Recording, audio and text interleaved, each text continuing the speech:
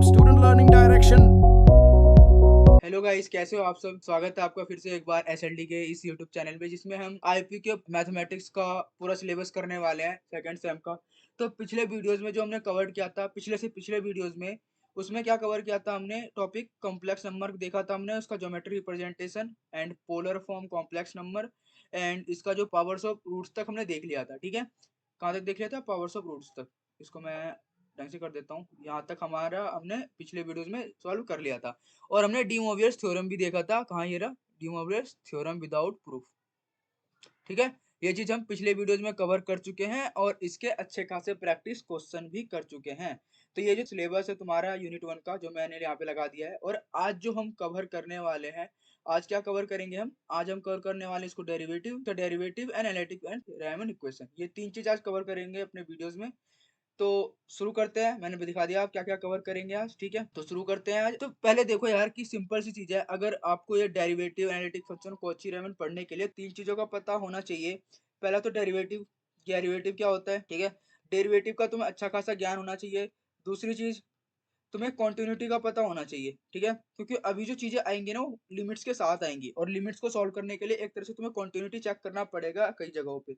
Continuity का पता होना जरूरी है। ठीक है, तो कुछ चीजें जो मैं पहले बताते हुए चलता हूँ, यहाँ से तुम्हें कॉपी में उतारते जाना है चीज। ठीक है, जो मैं आपसे लिखूंगा। ठीक है, अगर तुम्हें नोट्स चाहिए तो नोट्स लेने के लिए सिंपल तुम्हें एसएलडी का व्हाट्सएप कम्युनिटी लिंक ज्वाइन करना पड़ेगा। कोई भी अगर तुम्हारे पास एफ ऑफ जेड आता है, एफ ऑफ जेड तुम्हें पता है अगर कॉम्प्लेक्स के फॉर्म में आया, नहीं कॉम्प्लेक्स नंबर में आया, सिंपल सी बात है, वो यू प्लस आयोटा वी के फॉर्म में आएगा ही आएगा। ठीक है, तो तुम्हें यहाँ पे क्या होगा, अब के केस में अगर मैं बताऊं तो तुम्हारे पास एक ही यू के साथ तुम्हें एक्स और वाई दोनों टर्म मिलेंगे। ठीक है, एक्स और वाई दोनों वेरिएबल्स मिलेंगे, और साथ में आयोटा वी के साथ भी एक्स और वाई दो वेरिएबल्स साथ में आएगा। ठीक है, ये तुम्हें पता है, ये रियल पार्ट होता है। ठीक है, और ये तुम्हें पता है कौन। देखो, मैं मानता हूँ कि लिमिट्स को सबको आइडिया होगा ही कि लिमिट्स किसको बोलते हैं, लिमिट्स कैसे लगाते हैं। ठीक है, बाकी किसी भी फंक्शन का कॉन्टिन्यूटी कैसे चेक करते हैं।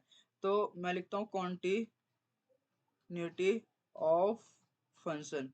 ठीक है, किसी भी फंक्शन का कॉन्टिन्यूटी तुम कैसे चेक करोगे। ठीक है, तो तुम्हें सिंपल क्या लिखना है, limit Z tends to Z naught. Z naught तुम्हारा कोई भी लिमिट हो सकता है। एफ ऑफ जेड वो किसके बराबर हो जाएगा, तुम्हारा एफ ऑफ जेड नोट की, क्योंकि जो भी तुम्हारा फंक्शन होगा उसमें क्या करना है, सिंपल तुम्हें जेड नोट की वैल्यू रखनी है। ठीक है, समझ में आ गया।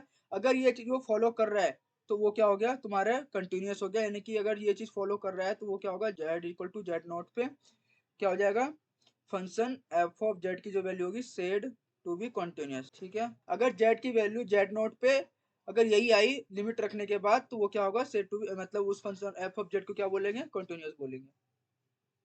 ठीक है, देखो सेकंड चीज जो है, देखो फर्स्ट में तुम्हें ये पता चल गया कि जो तुम्हारा फंक्शन आता है, कोई भी कॉम्प्लेक्स फंक्शन है, उसको तुम कैसे डिफरेंशिएट करोगे, क्योंकि अब जो फंक्शन आएगा तुम्हारे साथ, एक ही इमेजिनरी एंड रियल वाले पार्ट में साथ में तुम्हारे दो वेरिएबल्स होंगे। तो सेकंड चीज जो आता है हमारा कि किसी फंक्शन का तुम कॉन्टिन्यूटी कैसे चेक करोगे कि वो जो फंक्शन है तुम्हारा कॉन्टिन्यूअस है कि नहीं किसी भी पॉइंट के ऊपर। तो सेकंड तुम्हें कॉन्टिन्यूटी निकालने का पता होना चाहिए। तो मैं लिख देता हूँ continuity of function F of Z. ठीक है, किसी भी फंक्शन का अगर कॉन्टिन्यूटी निकालना हो तो उस फंक्शन का कॉन्टिन्यूटी कैसे निकालोगे, तो तुम्हें सिंपल क्या करना है, मान लो तुम्हारे पास w equal to F of Z कोई फंक्शन है। w मैंने कोई भी रैंडम वेरिएबल ले लिया है, बेसिकली ये एफ ऑफ जेड ही तुम्हारा जो फंक्शन होगा, F of Z equal to में गिवन होगा। ठीक है, एफ ऑफ जेड तुम्हारा एक फंक्शन है। अगर ये वाला function at Z equal to Z naught पे अगर ये कॉन्टिन्यूअस है, तो तुम इसको लिखने का ये तरीका है कि तुम इसको कैसे आगे प्रोसीड करोगे। तो सिंपल इसको Z equal to Z naught की लिमिट लगाओगे, जो भी तुम्हें गिवन होगा, F of Z equal to F of Z naught. तो सिंपल इसका क्या मतलब क्या है, तुम्हारे पास जो भी, एक मिनट मैं इसको सर्कल के अंदर बंद कर दूं एक बार।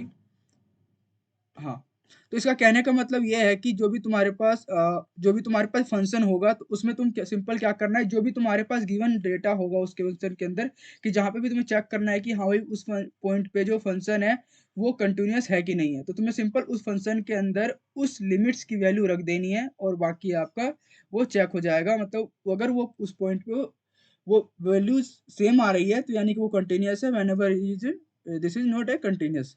ठीक है, दूसरी चीज जो है हमारे पास, किसी फंक्शन का डिफरेंशियबिलिटी कैसे चेक करेंगे। ठीक है, जी डिफरेंशियबिलिटी मेन चीज है। किसी भी फंक्शन का डिफरेंशियबिलिटी कैसे निकालते हैं। ठीक है, तो लिखते हैं यहाँ पे differentiability, differentiability of function F of Z. ठीक है, किसी भी फंक्शन का डिफरेंशियबिलिटी कैसे निकालते हैं? अगर तुम्हें किसी फंक्शन का डिफरेंशियबिलिटी निकालना है तो सिंपल जो डिफरेंशियबिलिटी निकालने का फॉर्मूला होता है तुम्हारा, पहले भी तुमने पढ़ा हुआ होगा इसको।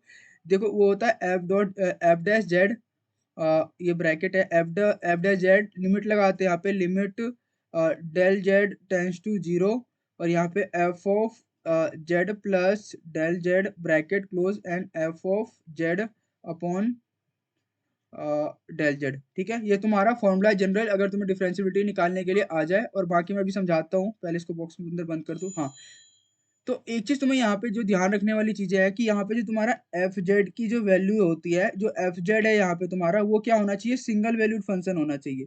अगर तुम्हारे पास एफ जेड की वैल्यू जो है सिंगल वैल्यूड फंक्शन होगा, तुम उसका डिफरेंशियबिलिटी चेक निकाल सकते हो, यानी कि डिफरेंशियबिलिटी उसका निकाल सकते हो।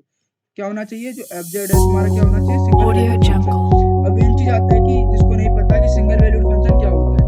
सिंगल वैल्यूड जैसे नाम से समझ में आ रहा होगा कि ये एनी फंक्शन, लिख देता हूँ अगर तुम्हें डिफाइन करना हो तो मैं लिख देता हूँ कि सिंगल वैल्यूड फंक्शन किसको बोलते हैं। तो यहाँ पे लिख लो कि any function that's gives only one output, one input value,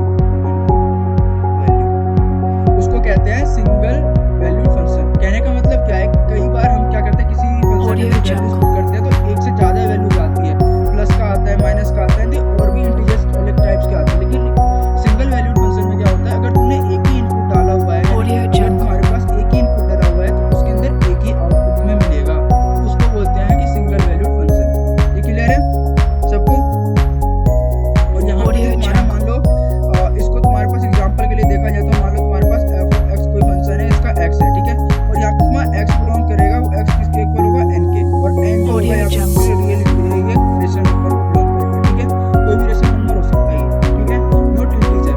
ठीक है, आर क्या डिनोट कर रहा है यहाँ पे? कोई भी रेशनल नंबर। ठीक है, यहाँ तक इतना भी समझ में आ गया ना, इनफ है। बाकी हम क्वेश्चन को समझेंगे, मैंने बताया हुआ है कि इसके भी क्वेश्चन प्रैक्टिस करेंगे, एंड जो नेक्स्ट वीडियो इसका आएगा उसमें मोस्टली इसकी पीवाईक्यू सॉल्व करेंगे।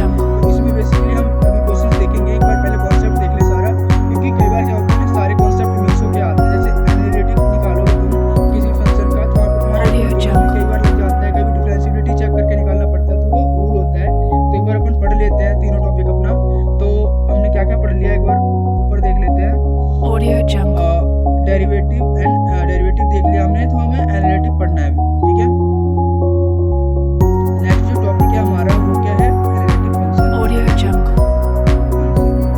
ठीक है, एनालिटिक फंक्शन। अब एनालिटिक फंक्शन को चेक करने के लिए इसके कुछ कंडीशंस होते हैं, ठीक है, जो उससे कि पता चलता है कि फंक्शन एनालिटिक है कि नहीं है। तो मान लो तुम्हारे पास कोई फंक्शन है f of z plus iota v करके, क्योंकि यहाँ पे कौन सा रियल वाला पार्ट है, इमेजिनरी पार्ट। ठीक है, लेकिन वेरिएबल्स दोनों में अलग अलग हो सकते हैं। ठीक है, अलग अलग सेपरेट होते हैं दोनों, इमेजिनरी और वेरिएबल्स वाले। ठीक है, तो यहाँ पे इसमें इस तरह का तुम्हारे कोई फंक्शन आ जाए, ठीक है, तो यहाँ पे तुम चेक करोगे, पहले तुम्हें चेक करोगे कि ये जो है तुम्हारा del u by del x equal to del v by del y होना चाहिए। यानी कि ये जो तुम्हारा u वाला फंक्शन है, इसको तुम क्या करोगे? पहले u के रिस्पेक्ट में डेरिवेट करोगे, एंड बाद में v वाले फंक्शन को इसको y के रिस्पेक्ट में करोगे। अगर ये आपस में बराबर आ रहे हैं तो एनालिटिक है। दूसरा तुम क्या चेक करोगे? तुम कि ये del u by del y जो है तुम्हारा equal to negative of del y by del x का होना चाहिए। नेगेटिव ऑफ किसका होना चाहिए? Del y by del x। यानी कि ये जो u वाला फंक्शन है, बाद में तुम इसको y के रिस्पेक्ट में करोगे और v को x के रिस्पेक्ट में करोगे, और ये नेगेटिव आएगा। अगर ये दोनों कंडीशन सेटिस्फाई कर रहा है तो वो फंक्शन क्या है? एनालिटिक है। और ये जो दोनों चीजें हैं वो किसमें वैलिड होती है? कार्टेशियन। अगर कोई फंक्शन कार्टेशियन फॉर्म में दे रखा हो, ठीक है, अगर यही चीज अगर पोलर में दे रखा हो, पोलर में क्या करोगे तुम? पोलर में simple in the polar form यहाँ पे del u by del r equal to 1 upon r del v by del theta. Polar पता है तुम्हें किसका होता है? पोलर कौन से होते हैं? ये होते हैं वो ट्रिग्नोमेट्रिक फॉर्म में क्या होता है?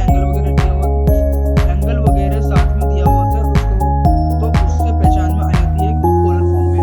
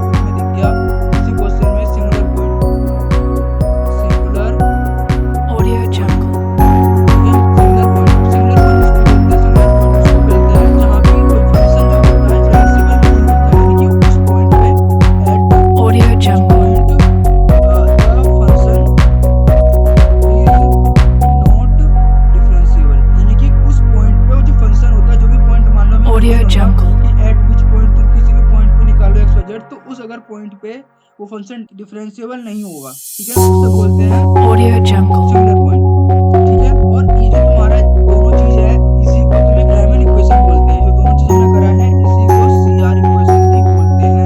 Audio Jungle. इसी को क्या बोलते हैं, इसी को सीआर इक्वेशन भी बोलते हैं।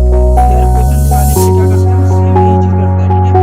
इसको क्या बोलते हैं, सीआर इक्वेशन की Cauchy Riemann equation, Audio Jungle. ठीक है। इसको क्या बोलते हैं, Cauchy Riemann equation.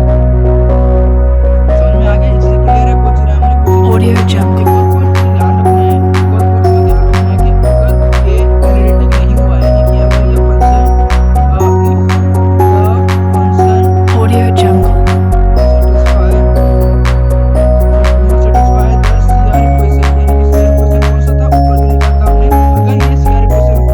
Audio Jungle. नहीं करता है तो ये इस पॉइंट पे ना ही ये पॉइंट पे डिफरेंशिएबल एंड एनालिटिक नहीं होगा। एंड इसे लिखा है Audio Jungle.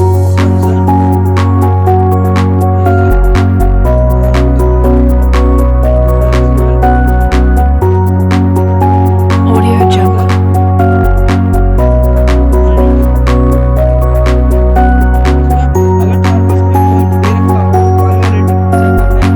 Audio Jungle. Audio Jungle. तुम्हारे पास है कई बार एक क्वेश्चंस के अंदर कई फंक्शन भी होते हैं। क्वेश्चन के अंदर क्या होता है, Audio Jungle. यानी कि वन और मोर फंक्शन होते हैं, ठीक है। उसमें तुम्हें वेरिएबल बहुत सारे मिल जाते हैं, तो उसमें तुम्हें उस टाइम पे एनालिटिक करने के लिए तुम्हें Audio Jungle. फॉलो करने पड़ेंगे। वो कौन से हैं, देखो। एक है तुम्हारा f s z del u by del x plus Audio Jungle. पहला तो ये है, और इसमें कैसे चेक करोगे, यहाँ पे जो तुम ऊपर से निकालोगे del u by del x और del u by del x, तो वहाँ पे उस वाले को Audio चेक Jungle. करना पड़ेगा। हाँ, इससे ज़्यादा तुम्हारे पास फंक्शंस होंगे, यानी कि इससे ज़्यादा वेरिएबल्स होंगे। अगर तुम्हारे पास x और y उसी क्वेश्चंस के अंदर दूसरा तुम्हारा Audio फंक्शन Jungle. थीटा वाला, तो वो हम क्वेश्चन से समझेंगे कैसे होता है वो। दूसरा एक और कंडीशन, या फिर तुम इसको ऐसे लिख सकते हो, यानी कि f डॉट z जैसे वो था कि del Audio Jungle. del y negative of iota del u by del y, ये दोनों कंडीशन सेटिस्फाई होने चाहिए, ठीक है। Audio Jungle.